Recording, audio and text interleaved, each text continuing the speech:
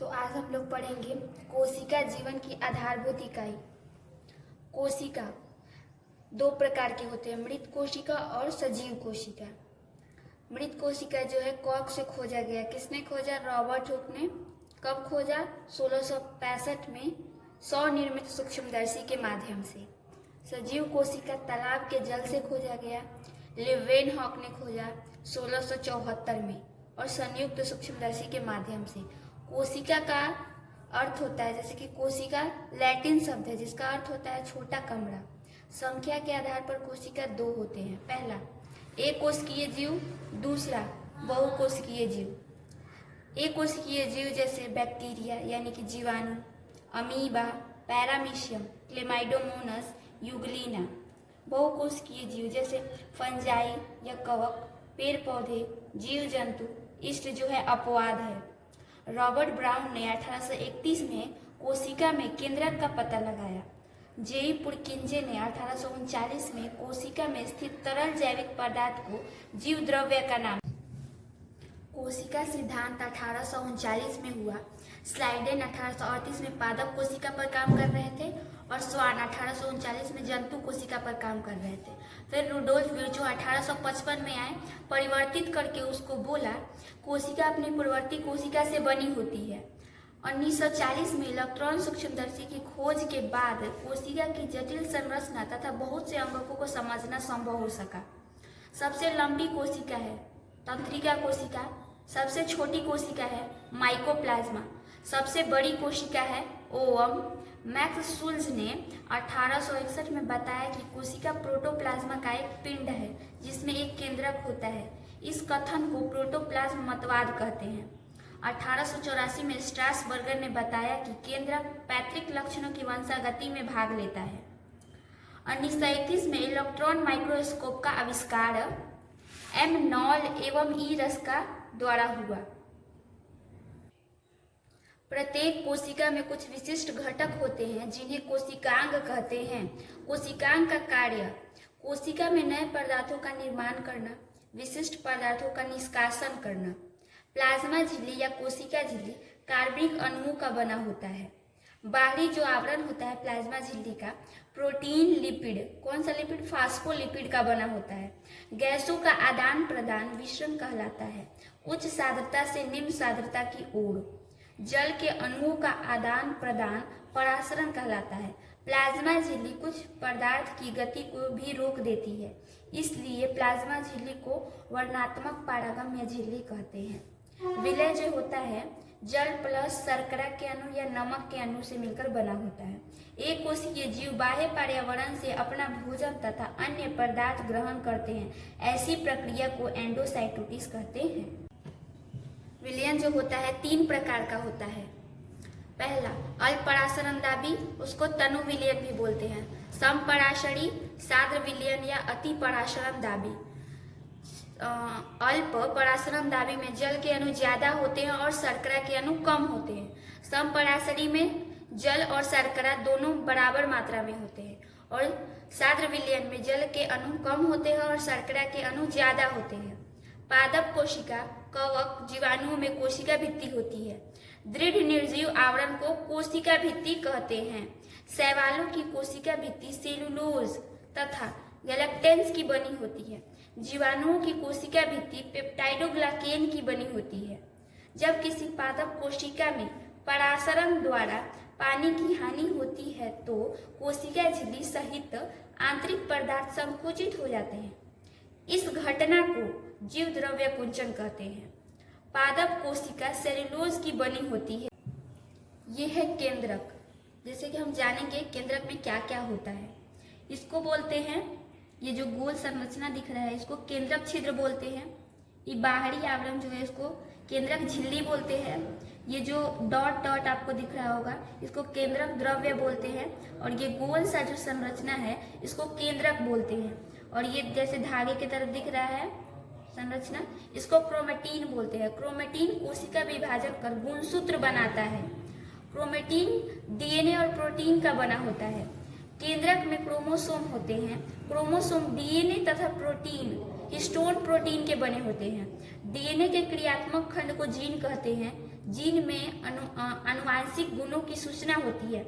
मनुष्य में 23 जोड़ी गुणसूत्र पाया जाता है, 1 से 22 जोड़ी ऑटोसोम में और 23वां जोड़ी पुरुष में XY प्रकार का और स्त्री में XX। जिन जीवों की कोशिकाओं में केंद्रक झिल्ली होती है उसे यूकैरियोटिक कोशिका कहते हैं। ये लाइसोसोम का फिगर है और इसको कर्ण बोलते हैं। ये जो खाली स्थान है उसको ल्यूमन बोलते हैं। और ये जो आपको दिख रहा है ई टाइप में संरचना है जो उसको पाचक एंजाइम बोलते हैं, इसको जीवाणु बोलते हैं। ये भीतरी सतह है और ये बाहरी सतह है। कोशिकांग प्रोकैरियोटिक यूकैरियोटिक। कोशिकांग में केंद्रिका जैसे हो गया, केंद्रिका प्रोकैरियोटिक में एब्सेंट होता है, यूकैरियोटिक में प्रेजेंट होता है। वैसे ही लाइसोसोम, गोल्गी इकाई, माइटोकॉन्ड्रिया, अंतःप्रद्रव्य जालिका, राइबोसोम 70 इस प्रकार के होते हैं। प्रोकैरियोटिक में और यूकैरियोटिक में 80 इस प्रकार के। क्लोरोप्लास्ट पादप कोशिका में होता है, जंतु कोशिका में नहीं होता। भोजन यानी कि पोषक तत्व में होता है कार्बोहाइड्रेट, प्रोटीन, वसा, विटामिन, खनिज पदार्थ। कार्बोहाइड्रेट C6H12O6 यानी कि ग्लूकोज प्लस O2। श्वसन इसमें उपस्थित रहेगा CO2 यानी कि रक्त प्लस H2O प्लस ऊर्जा 38 ATP के रूप में ऊर्जा प्रदान करता है। जीवन के लिए आवश्यक विभिन्न रासायनिक क्रियाओं को करने के लिए माइटोकॉन्ड्रिया ATP के रूप में ऊर्जा प्रदान करते हैं। ATP कोशिका की ऊर्जा है। माइटोकॉन्ड्रिया कोशिका का बिजली घर है, आप लोगों ने सुना होगा। प्लास्टिड पादप कोशिका में पाया जाता है जबकि जंतु कोशिका में नहीं पाया जाता है तथा इसका अपना डीएनए तथा राइबोसोम होता है। प्लास्टिड 2 प्रकार के होते हैं, पहला क्रोमोप्लास्ट और दूसरा ल्यूकोप्लास्ट। क्रोमोप्लास्ट जो होता है इसमें कई प्रकार के रंग पाए जाते हैं और ल्यूकोप्लास्ट रंगहीन होता है यानी कि रंग नहीं पाए जाते हैं। ल्यूकोप्लास्ट में स्टार्च, तेल और प्रोटीन जैसा पदार्थ संचित होते हैं। जिस क्रोमोप्लास्ट में क्लोरोफिल वर्णक होता है उसे क्लोरोप्लास्ट कहते हैं। पौधों में क्लोरोप्लास्ट प्रकाश संश्लेषण के लिए आवश्यक होता है। क्लोरोप्लास्ट को हरित लवक भी बोला जाता है। समसूत्री विभाजन में प्रत्येक कोशिका जिसे मातृ कोशिका भी कहते हैं। संतति कोशिकाओं में गुणसूत्रों की संख्या मातृ कोशिका के समान होती है। यह जीवों में वृद्धि एवं ऊतकों के मरम्मत में सहायता करती है। कोशिका चक्र जीवन प्रवस्था, S प्रवस्था, G2 प्रवस्था, M प्रवस्था।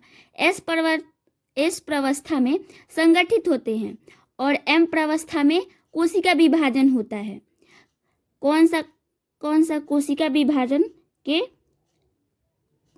पहला पूर्व अवस्था, दूसरा मध्य अवस्था, तीसरा पश्चावस्था, लास्ट अंत्यावस्था, चौथा।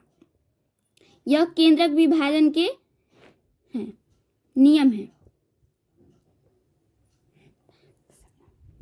समसूत्री विभाजन में प्रत्येक कोशिका जिसे मातृ कोशिका भी कहते हैं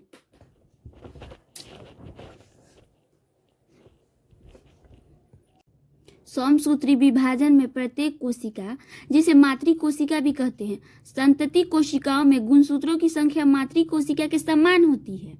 यह जीवों में वृद्धि एवं ऊतकों के मरम्मत में सहायता करती है। कोशिका चक्र जीवन प्रवस्था, S प्रवस्था, G2 प्रवस्था, M प्रवस्था। S प्रवस्था में संगठित होते हैं और M प्रवस्था में कोशिका विभाजन होता है। कोशिका विभाजन का 4 प्रकार होता है, पूर्व अवस्था, मध्य अवस्था, पश्चावस्था, अंत्यावस्था। इससे कोशिका केंद्रक विभाजन होते हैं। समसूत्री कोशिका विभाजन सर्वप्रथम इस विभाजन का वर्णन वाल्टर फ्लेमिड ने सन 1882 में किया। इसकी संपूर्ण प्रक्रिया 2 चरणों में पूरी होती है। प्रथम चरण में कोशिका के केंद्रक का विभाजन होता है, इस प्रक्रिया को केंद्रक विभाजन कहते हैं। विभाजन के द्वितीय चरण में कोशिका द्रव्य का विभाजन होता है। विभाजन के अंत में मातृ कोशिका पुत्री कोशिका में बदल जाती है। बहुकोशिकीय जीवधारियों में वृद्धि सूत्री विभाजन के कारण होती है। कोशिका वृद्धि के बाद केंद्रक व कोशिका द्रव्य के बीच अनुपात अव्यवस्थित हो जाता है। समसूत्रण केवल द्विगुणित कोशिकाओं में होता है। यद्यपि कुछ निम्न श्रेणी के पादप एवं सामाजिक कीटों में अगुणित कोशिक विभाजित होती है। अत्यंतावस्था, इस अवस्था की मुख्य घटनाएं निम्नत्व है। गुणसूत्र विपरीत ध्रुवों की ओर एकत्रित हो जाते हैं और इनकी पृथक पहचान समाप्त हो जाती है। गुणसूत्र समूह के परितः केंद्रक झिल्ली का निर्माण हो जाता है। केंद्रिका, गोल्जिका व अंतःप्रदेवी जालिका पूर्ण निर्माण हो जाता है। जंतुओं और पौधों में प्रजनन अंगों अथवा ऊतकों की विशेष कोशिकाएं विभाजित होकर युग्मक बनाती है जो निषेचन के पश्चात संतति निर्माण करती हैं। अर्धसूत्र यानी कि मियोसिस एक विशेष प्रकार का कोशिका विभाजन है जो यूकैरियोट प्राणियों में लैंगिक जनन के लिए आवश्यक है।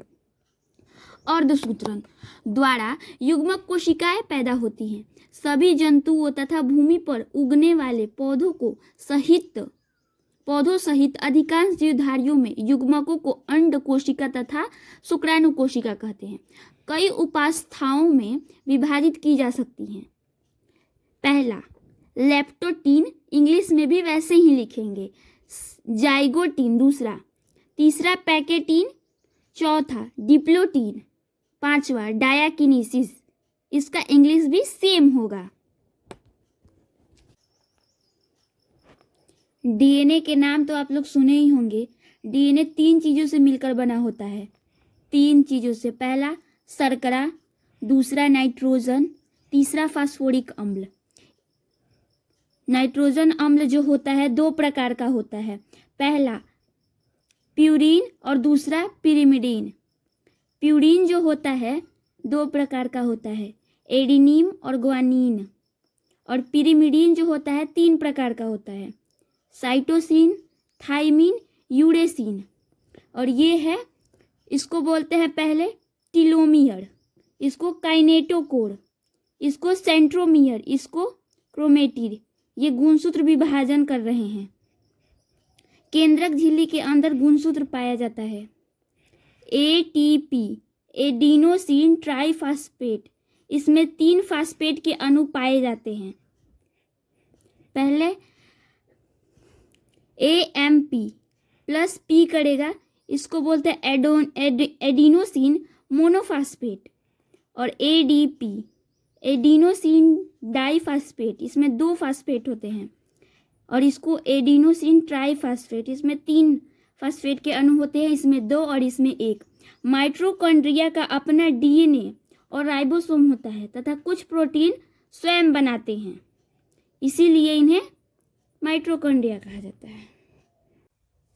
प्रोकैरियोटिक कोशिका में केंद्र काय होता है। अल्प विकसित केंद्रक में केंद्रक झिल्ली नहीं होता है, केंद्रक छिद्र नहीं होता है, केंद्रक द्रव्य नहीं होता है।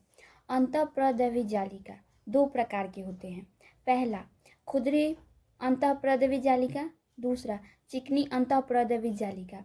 खुरदरी अंतःप्रदेवी जालिका में राइबोसोम उपस्थित होता है और चिकनी अंतःप्रदेवी जालिका में राइबोसोम अनुपस्थित होता है। राइबोसोम उपस्थित होता है, खुद इसका काम है प्रोटीन संश्लेषण तथा श्रावण करना, और इसका काम है लिपिड तथा वसा का संश्लेषण और श्रावण करना। गोल्जी काय का नाम कैमिलो गोल्जी ने 1898 में दिया था। अंतःप्रदेवी जालिका टूटने के बाद गोल्जी काय बनाता है, इसको कुंडिका या सिस्टर्नी कहते हैं। कोशिकीय उपचायक में व्यवधान के कारण जब कोई कोशिका क्षतिग्रस्त या मृत हो जाती है तो लाइसोसोम फट जाते हैं और एंजाइम अपनी ही कोशिकाओं को पाचित कर देते हैं, इसलिए लाइसोसोम को आत्मघाती की थैली भी कहते हैं। प्रकाश संश्लेषण की प्रक्रिया पत्तियों में CO2 प्लस H2O, CO2 यानी कि वातावरण से CO2 ले लेगा, मृदा H2O, सूर्य की उपस्थिति में और क्लोरोफिल की उपस्थिति में, कार्बोहाइड्रेट यानी कि ग्लूकोज प्लस O2 यानी कि ऑक्सीजन। रसधानियाँ ठोस अथवा तरल पदार्थों की संग्राहक थैलियाँ है। पौधों के लिए आवश्यक बहुत से पदार्थ रसदानियों में स्थित होते हैं, ये जैसे अमीनो अम्ल, शर्करा। वस्तुनिष्ठ प्रश्न, पहला सही उत्तर का संकेताक्षर क, ख, ग या घ लिखें। कोशिका में राइबोसोम की अनुपस्थिति में कौन सा कार्य संपादित नहीं होगा? कौन सा कार्य संपादित नहीं होगा? आप लोगों ने पढ़ा होगा तो कमेंट में बताइएगा जरूर। प्रोटीन संश्लेषण। जंतु कोशिका के सबसे बाहरी घेरे को क्या कहते हैं? याद है आप लोगों को? कोशिका झिल्ली। वैसे जीवों को जिनमें केंद्रक झिल्ली नहीं पाई जाती है कहते हैं प्रोकैरियोट्स।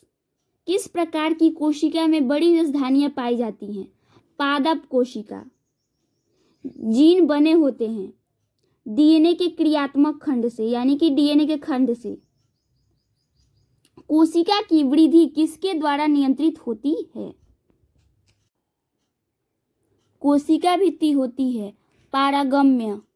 कोशिका द्रव्य में पाए जाने वाले अनियमित नलिकाओं के जाल को कहते हैं अंतःप्रद्रव्य जालिका।